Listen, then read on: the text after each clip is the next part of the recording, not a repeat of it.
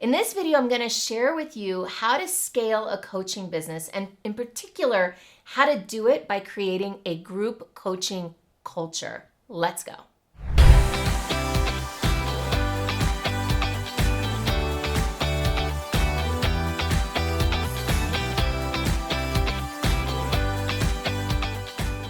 If you're looking to grow and scale a coaching business, one of the best ways that you can do that is by having group coaching programs, masterminds, events, retreats, things like that. The challenge is with those programs, and I know this from personal experience because this is my story, is that these programs can often break down. They don't create the bonding and the community that would keep them going for the long haul. And in fact, when I started my coaching practice, so I've been in coaching now 14 years as of this video. And when I started, I sold my time for money. I did one-on-one coaching. And within about 7.5 years, I was burnt out, among other things. I did a lot of things in addition to coaching, so that didn't help. And what I discovered when I made my shift 7.5 years ago to a group model was that a group model was great in theory.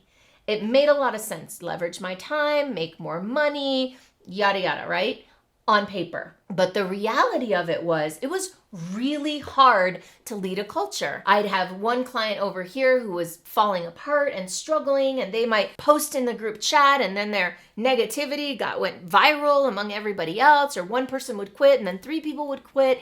I had all sorts of struggles and challenges back then. And the reason why, in hindsight now, was because I didn't have a culture. I tried to have a community, but a community without core values, without standards, without boundaries, without connection, without support, without a whole bunch of factors, simply doesn't stand the test of time and will eventually probably fall apart unless there are these things that I'm going to share with you. So what I'm going to share with you are the components of a compelling culture. And these are the ways, what you can focus on as a leader of a group to turn that group from just a group into a culture, a community that has these shared components that helps them stay together for a long time. So just to give you cut to the end and tell you the end of the story, my business now, my community has grown. So it grew at first beyond what I could handle, then it shrunk, lost a lot of things, fell apart, break apart. And now it's in that growth mode again, but it's healthy growth. And it's healthy growth because most of the growth is coming from, well, we have the new people, but we're retaining people year after year, which we didn't do so much in the beginning. And I'm going to share with you the things that I believe are responsible for that, which all together make up this idea of how to create a culture. Okay, let's do it.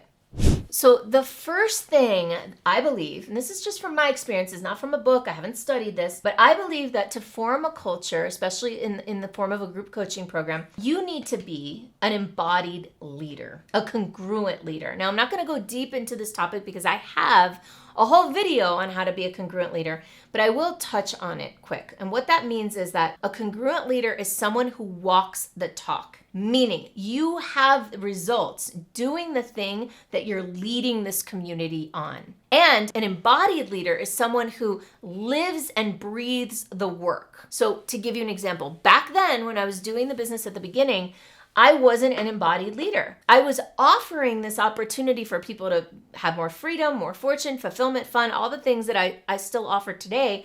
But back then, I was actually struggling behind the scenes with my enjoyment. I was making the money, which is what I thought was the most important thing, but I wasn't enjoying myself. I wasn't feeling free and fulfilled. And I knew it. So deep down, I wasn't embodying the very thing that I was claiming. I was saying, hey, I can help you have more fun, but over here, I'm just exhausted. I can't take it anymore, right? Even if I didn't say that, that's the embodiment. That's the feeling that I was having, and that's what I was transmitting. As the leader of your culture, you are always transmitting to your culture. And you're not just transmitting the words you say and the conscious things that you want to transmit, you are also transmitting subconsciously and even energetically. So for you to be aligned and embodied and congruent is fundamental. That's step one. The second thing that a culture needs is a common vision. A common vision is something that everybody can grab onto and get excited about. Something that they're doing together. Now, that can look like a shared vision for what the community is going to be, what the culture is going to create or do. And also it could be a shared vision about what each individual is contributing to the collective. Meaning, for example, in my culture, our shared common vision is that we are all part of an effort to bring light to the world. We are superstars, right? And we are bringing our gifts, our magic to the world in a way that uplifts humanity. That's our common vision. And our part of our common vision, some of our common values, which I'll talk about in a minute, include contribution, support, and uplifting. So when you can get on board with a common vision, that helps drive the community. It helps fuel growth, because it's also very easy for people to refer people in and say, hey, you got to come check this out. Check out what we're up to. Check out what we're doing. You want to be a part of this. So it helps you also attract more clients. Another thing that a culture needs is clear values and standards to hold those values. So we want to be around like-minded people. That doesn't mean that people have to all think the same way or believe the same things, but we have to hold common values. I'll give you an example that was really challenging for us during COVID. All of us in my community have a value of gathering in person. We love people. We love gathering. We value being in community with other people. Now, despite that, we also had different beliefs about how to gather, what was safe, what was correct, what was not correct. But because we held that value together, we were able to have conversations about how do we want to do this. It wasn't a question of do we want to do this, yes or no, but how do we do this safely? How do we do this in a way that invites people in rather than segregates people out or makes people wrong or bad? So I invite you to consider, what are your values? And as you start to market your business, as you start to create your coaching programs, making sure that you're selecting for the people who share those important values with you. And you'll want to hold standards around those values. One of the worst things you can do for your culture is to have a value and then not hold people to the standard of that value in the group. So for example, if you have a value of empowerment and one person is constantly showing up like a victim, then you have to be able to either call that person to a higher level of empowerment or let them go. Another key piece of creating a compelling culture is to have shared language. Now, this might seem silly or even trivial, but what I've found is that we have, in my culture, certain ways of expressing ourselves, certain words we use, certain memes that we use, certain analogies and expressions that we have, and those are really valuable in creating more connection among people. It's like having inside jokes, for example. So whatever are those words that you use, or maybe that you don't have yet, thinking about certain ways of describing things, talking about things, language that you use, and making it intentional, making that part of your culture. In fact, one of the things that I'm working on right now as we speak, a project, is creating a dictionary for new people to come in. It's a guide that we can give them, like, here's what we mean when we say integrity. Here's what we mean when we say energy rich. Here's what stage 4 means. Like, we have all these things that people come in and are like, what are you talking about? You guys have a whole nother language. Well, here's the guide. Here's the roadmap or the legend to our language. Now that we've talked about shared language, I want to take a moment before I get into the rest of the points here to invite you to subscribe to my channel, like this video, and sign up for alerts for future videos. And I'd love to hear your comments below. This is kind of new content for me. First time I'm sharing this broadly or publicly, so I'd love to hear what you think about it.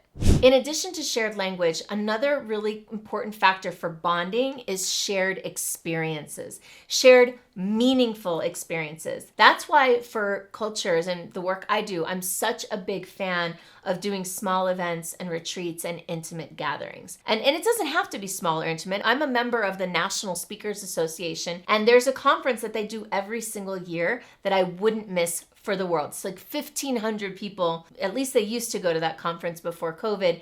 And I'm always there. The moment they open it up for registration, I'm on it. It's on my calendar and I'm committed. And why is that? Because we have a really strong culture in the NSA, and I want to hang out with my people who have my shared values, who share the same language as me, who have a common vision, right? So having opportunities for people to gather, ideally live in person, goes a long way to not only building culture, but also maintaining culture over time.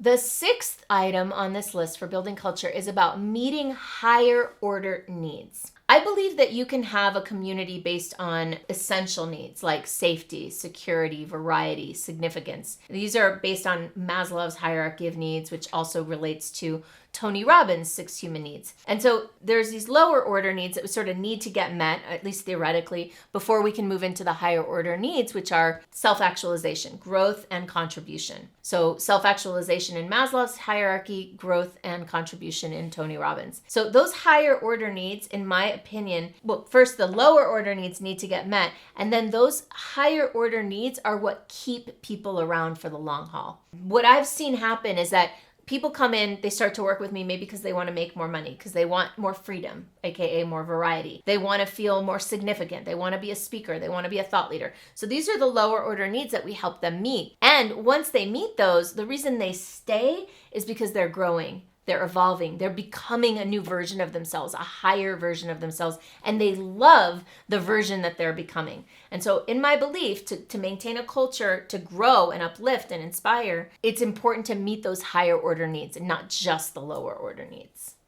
And last but certainly not least is a path to leadership. If you want a culture to really grow and spread, it can't just be you forever leading it. The idea is you'll want to empower other people to step into leadership and support you. When people do that, then they can go out and they can create little cultures that are connected to the big culture, and they can really spread the word far and wide. And so you'll want to think, maybe you don't need to do this right away, but just have it in your head that you need to create some sort of path for people to step up into leadership. So that might look like trainings, it might look like certification, or some sort of process whereby people can start to move up that ladder. And you might even be able to take yourself out of the day-to-day or out of the leadership and put yourself into more of an advisory or mentoring type of role. The way that I've done that is that when people complete their first year with me, we have a 2-year program option, and it's called Leadership Cabinet. So Influencer Circle is year 1, Influencer Circle Leadership Cabinet is year 2, 3, 4, 5, and beyond. And what they do in there is that every single year they take on more of the role, more responsibility, and we do more things together. We partner up more. I support them in growing their business more, and they come on board and they help me grow mine. So for example, they might be in service as facilitators, as coaches, as leaders at my retreats, right? We have my client that's been around 6 years now, going into her 7th year. She is the house mother for our family vacation retreats for all of our Influencer Circle clients. And she loves taking on that role. So how are ways that you can give people opportunities in your culture to step up and lead and shine in their unique and special way?